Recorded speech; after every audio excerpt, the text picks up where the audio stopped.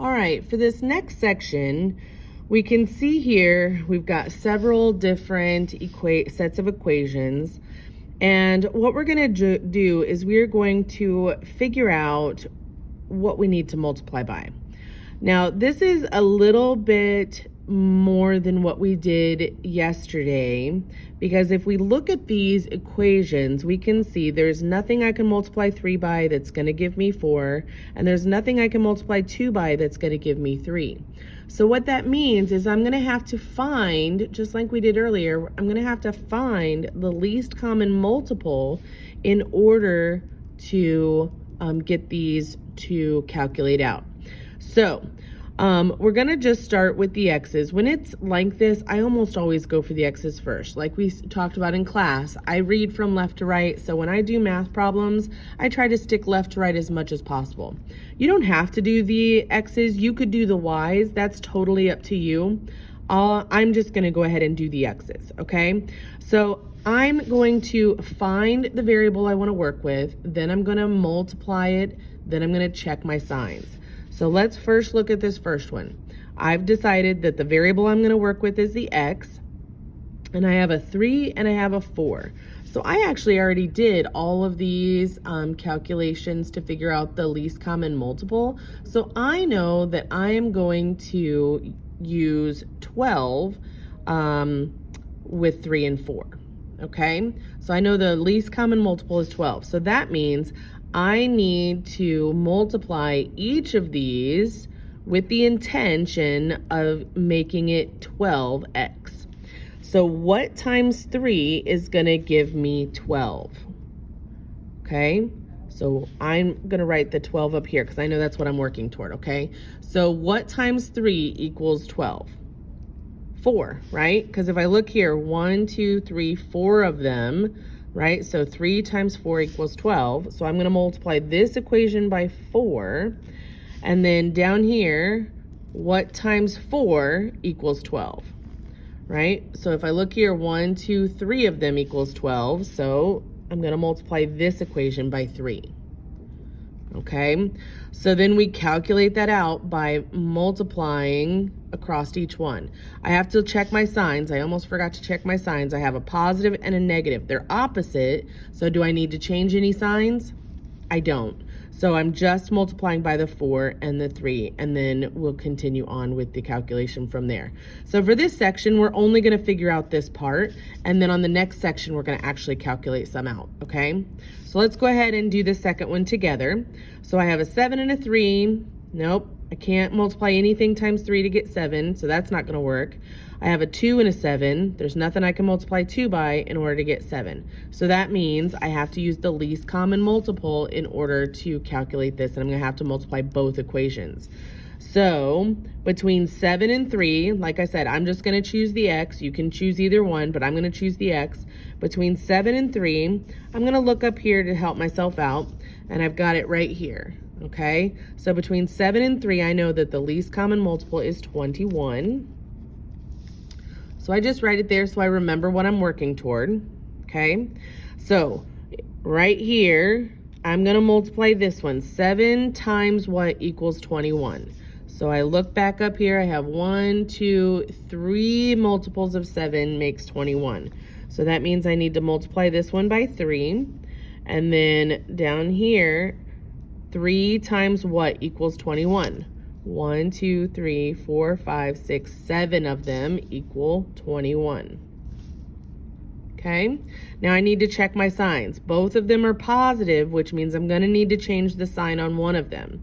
So it doesn't matter which one you change the sign on. I'm just going to change the sign on the bottom one. You could have done the top one, but you only need to do one. So that means on one of them, I'm going to multiply it by a negative and the number. So in this case, I'm multiplying by a negative 7. That's going to change the signs all the way across so that I can cancel out or eliminate the x to be able to solve for y. All right, let's do one more together, and then I'm going to have you try some on your own, okay? All right, so here we have a 4 and a 5. Nothing I multiply by 4 is going to give me 5, so that's not going to work. I have a 2 and a 5. There's nothing I can multiply by 2 that's going to give me 5, so that's not going to work, which means we have to go back up here and look at the least common multiple.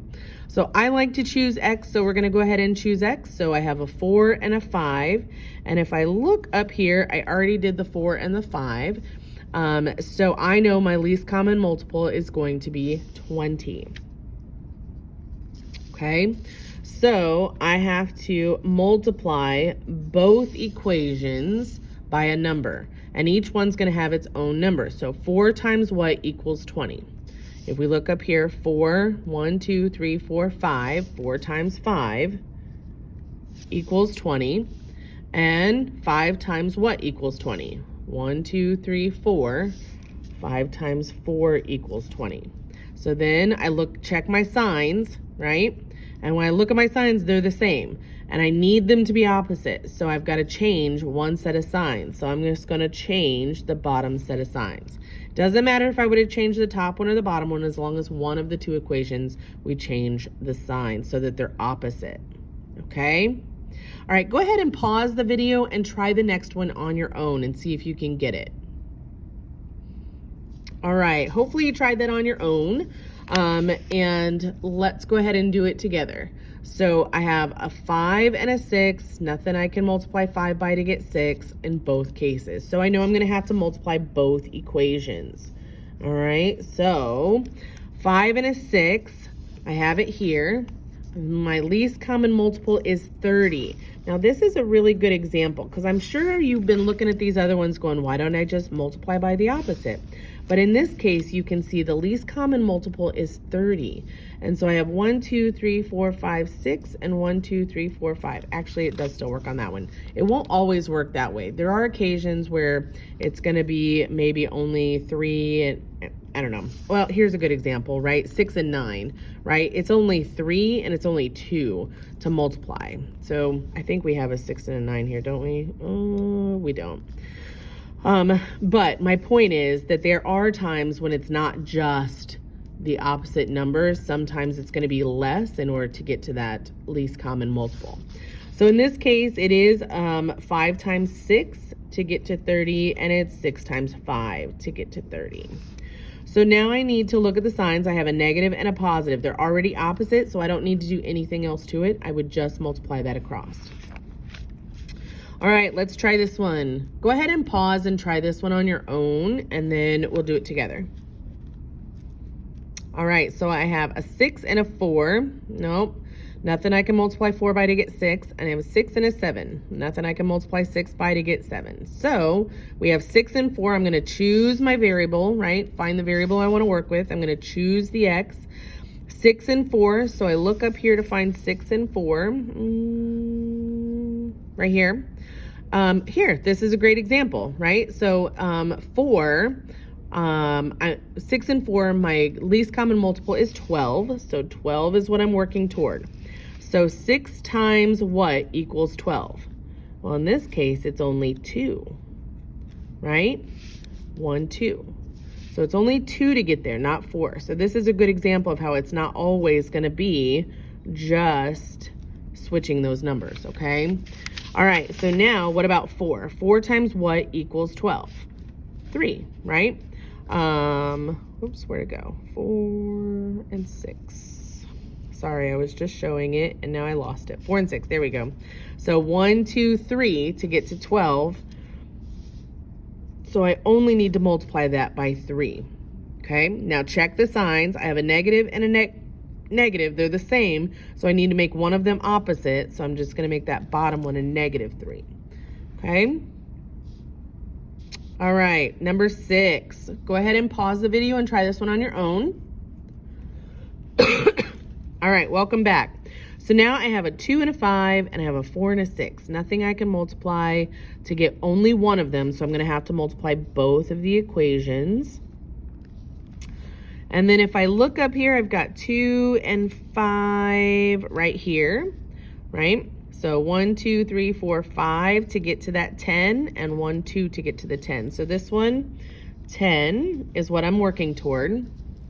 All right, so 2 times what equals 10? That's going to be a 5. And 5 times what equals 10? That's going to be a 2. Now I check my signs. I have a negative and a positive. They're already opposite, so I don't have to do anything else. All right, try the last two on your own. Go ahead and pause, and then we'll do them together. All right, so I have a 3 and an 8. There's nothing I can multiply 3 by to get 8. And I have a 6 and a 7. There's nothing I can multiply 6 by to get 7. So I know I have to multiply both equations. And now I have to decide. I'm going to find the variable I'm going to work with. I'm going to choose the x's.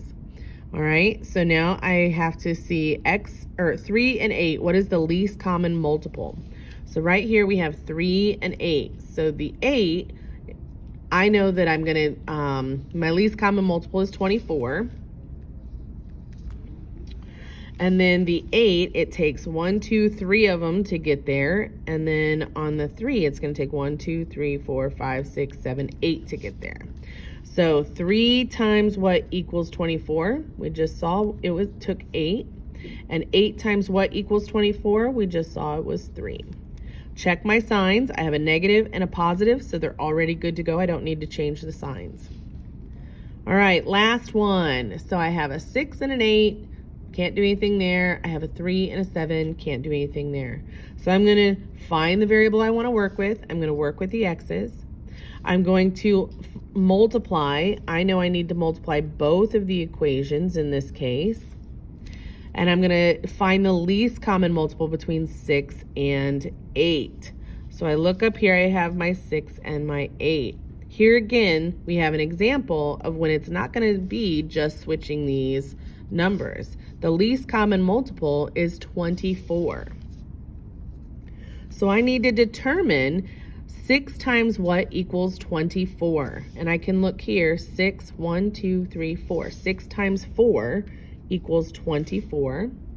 And then 8 times what equals 24. Again, I can look here, I have 1, 2, 3 equals 24.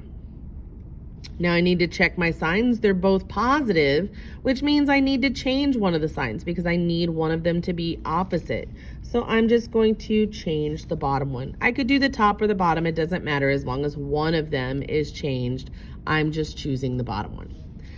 All right, so that is how we use the least common multiple in order to multiply both equations so that we can then solve for one of the variables.